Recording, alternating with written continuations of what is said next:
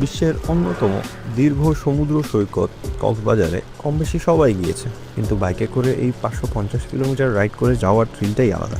আমরা trail blazer speedy এই থ্রিলের রাইডটি করছি এবার। এই ভিডিওতে আপনাদের সাথে শেয়ার করতে যাচ্ছি আমাদের Dhaka to Cox's Bazar to Mirinja valley to টেকনাফের রাইডিং এক্সপিরিয়েন্স।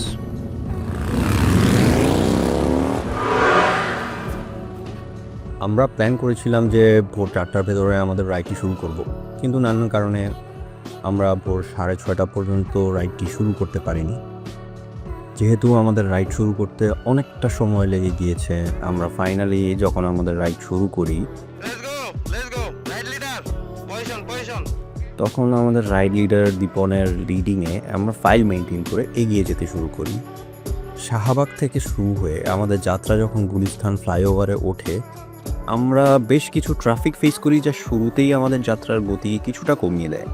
কিন্তু আমরা আমাদের পজিশন মেনটেন করে সামনে এগিয়ে যেতে থাকি।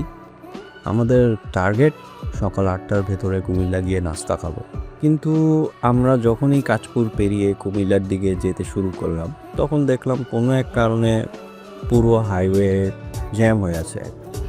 গাড়ির প্রচণ্ড পরিমাণ চাপ ছিল, তাই আমরা খুব আস্তে আস্তে চালাতে বাধ্য হচ্ছিলাম এবং জ্যামে আটকে থাকতে থাকতে সময় নষ্ট হচ্ছিল।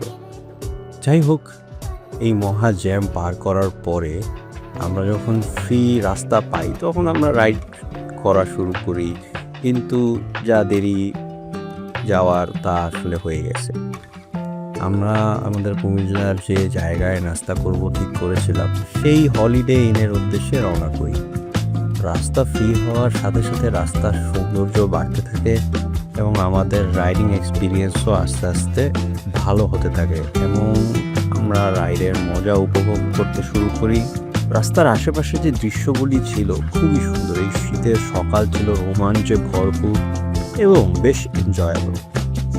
তবে এই রাস্তায় বাইক চালাতে হলে একটু সাবধানতা অবলম্বন করতে হবে, কারণ আশেপাশের কিংবা পেছনের বড় বড় ট্রাক, বাস, মাইক্রোবাস, বাইক আপনাকে হঠাৎ করে এসে একটা চাপ দিতে পারে, অথবা উল্টো দিক থেকে আসা বেশ কিছু যানবাহন যেমন অটোরিকশা, সিএনজি, বাইক যে কোনো সময় দুর্ঘটনা ঘটাতে পারে।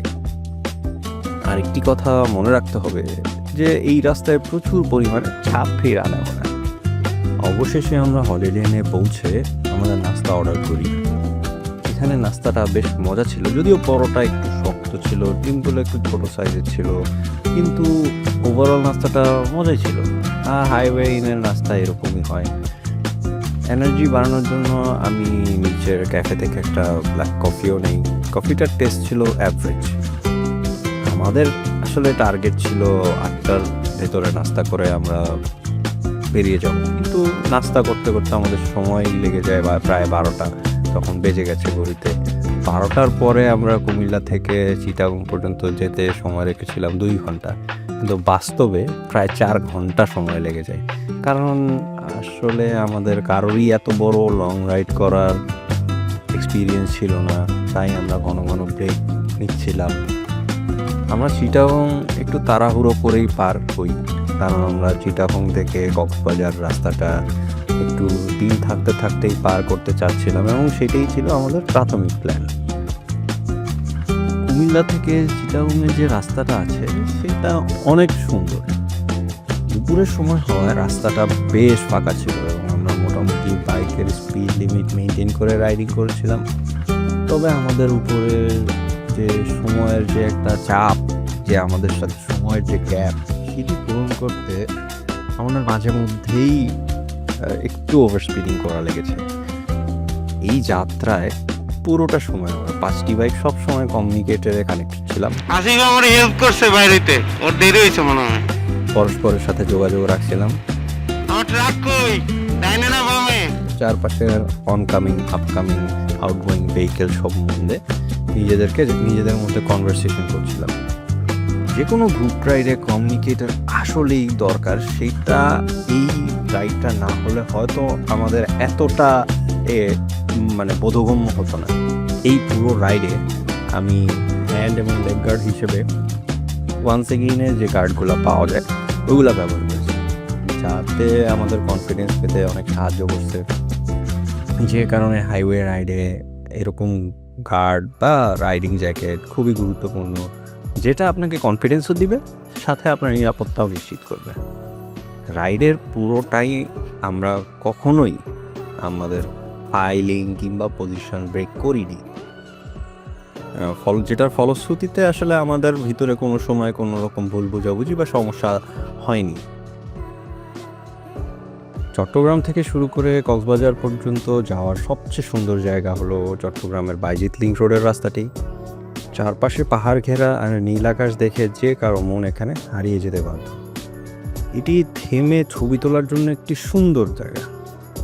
আমরাও থেমেছি, ছবি তুলেছি এবং এখানে একটি ব্রেকও দিয়েছি, কারণ জায়গাটি অনেক সুন্দর।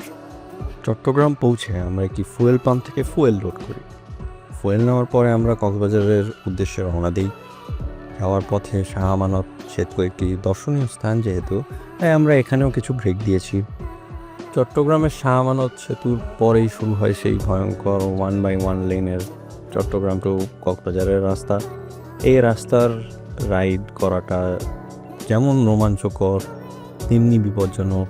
এই রাস্তায় রাইড করার সময় অবশ্যই সতর্ক থাকতে হয় যে আশেপাশের গাড়িগুলো কীভাবে চালাচ্ছে, কোন দিক থেকে আসছে, এবং টার্নিংগুলো খুব সাবধানে পেরোতে হয়। এখানে স্পিডিং না করাটাই বেটার। নির্দিষ্ট স্পিডের ভিতরে রাইড লিডার এবং ব্যাকগার্ডের কল ওয়াইজ বাইক চালালে সুন্দরভাবে পার করে যাওয়া যায়। এই রাস্তায় সিএনজি, অটোরিকশা, ভ্যান, গাড়ি, বাস, ট্রাক, মাইক্রোবাস থেকে শুরু করে এমন কোনো যানবাহন নেই যেটা চলাচল করে না। সো আমরা সবাই একটু সতর্কভাবেই চালাচ্ছিলাম এবং স্পিড লিমিটের ভেতরে থাকছিলাম। এই কারণে আমাদের সময়ের গ্যাপটা আরও কিছু বেড়ে যায় এবং আমরা বুঝতে পারি যে আসলে রাতের আগে কোনোভাবেই কক্সবাজার সম্ভব না। এই রাস্তায় আসলে তাড়াহুড়ো না করাটাই বেটার, কারণ দেরি করে যাওয়া একেবারে না যাওয়ার চেয়ে অনেক ভালো। তাই আমরা ছোট ছোট ব্রেক দিয়ে একসাথে রাইড করে এই রাস্তাটা পার করার চেষ্টা করছি। এই রাস্তায় নিজেদের লিমিটের ভিতরে থেকে রাইড করাটাই সবচেয়ে শ্রেষ্ঠ। এই কারণে আমাদের নিজেদের লিমিটের ভেতরে রেখে এবং গ্রুপের লিমিট চিন্তা করেই রাইড করতে হয়েছে, রাস্তাটি পার করতে হয়েছে। এই রাস্তায় প্রতিটি বাজার একটি একটি জ্যামে রাখা। প্রত্যেক বাজারে আপনি জ্যাম অবশ্যই পাবেন, আমরাও পেয়েছি এবং আমরা এই জ্যামের কারণে বেশ কয়েকবার গ্রুপ থেকে ছুটেও গিয়েছিলাম। গ্রুপ রাইডিং এবং লং রাইডিংয়ের টাইমে সবচেয়ে বেশি খারাপ জিনিস হচ্ছে যে গ্রুপ থেকে ছুটে যাওয়া। সেভাবেই একটি সময় আমাদের এক একজন মেম্বার এক এক জায়গায় চলে গিয়েছিল। তখন আমরা কমিউনিকেটরের মাধ্যমে কল করে নির্দিষ্ট স্থানে রিগ্রুপিং করি এবং একটি নতুন স্ট্র্যাটেজিতে শুরু করি। রাতের এই রাস্তা আরও বেশি ভয়ানক। উল্টো সাইড থেকে হাই বিমের বাস ট্রাক চলাচল করে এবং পিছন দিক থেকে ওভারটেক করে চলে যায়। তাই এখানে সবচেয়ে সেফ রাইডিং স্টাইল হলো গাড়ির গতির সাথে নিজের গতি মানিয়ে বাইক রাইড করা, সেই সাথে হর্ন ডিপারের ব্যবহার। আমরাও সেটাই করেছি। যখন আমরা বিভিন্ন বাজারে জ্যামে পড়েছি তখন আমরা আমাদের মাঝখানের গ্যাপ ক্লোজ করে আমাদের লেন মেনটেন করে জ্যাম পার করেছি। সবশেষে আমরা কক্সবাজার ঢুকি রাত 8টায়। এই ছিল আমাদের কক্সবাজার আসার যাত্রা। পরের পর্বে আপনাদের দেখাবো কীভাবে আমরা মিরিঞ্জা ভ্যালি ঘুরে এসেছি।